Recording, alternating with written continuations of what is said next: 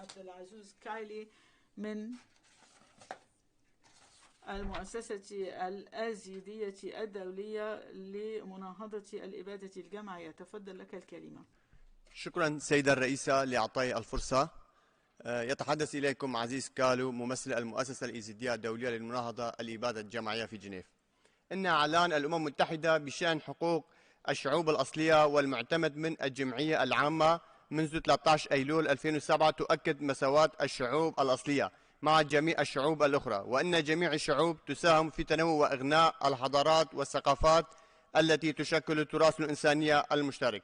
ومن الواقع المرئي والحالي أن شعب كردستان من سكان الشعوب الأصلية في المنطقة الجغرافية الممتدة بين كل من إيران والعراق وسوريا وتركيا، وأن الوجود التاريخي للكرد في تلك المنطقة يثبت ذلك بثقافته وتاريخه وتقاليده وعاداته وجغرافيته. وأن المادة 10 من إعلان تقول: لا يجوز ترحيل الشعوب الأصلية قسرا من أراضيها وأقاليمها، ولا يجوز أن يحدث النقل إلى مكان جديد دون إعراب الشعوب الأصلية المعنية عن موافقتها الحرة والمسبقة والمستنيرة، وبعد الاتفاق على تعويض منصف وعادل، والاتفاق حيثما أمكن على خيار العودة.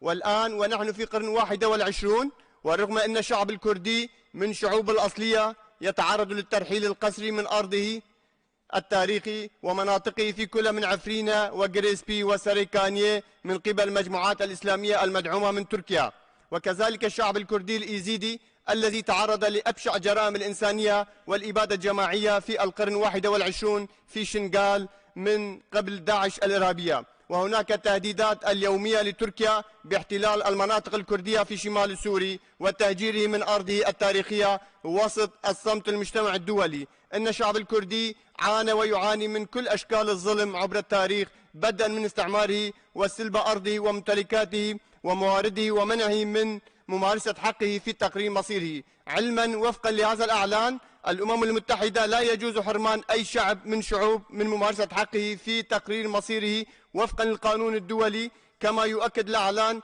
أن الأمم المتحدة دور هام مستمر في تعزيز وحماية حقوق الشعوب الأصلية، ويؤكد السعي في الاعتراف بحقوق وحريات الشعوب الأصلية وحمايتها، ويؤكد أن للشعوب الأصلية حقوق جماعية لا غنى عنها. فلماذا الشعب الكردي الأصيل مستبعد من كل ما جاء في هذا البيان؟ شكرا لإصغائكم.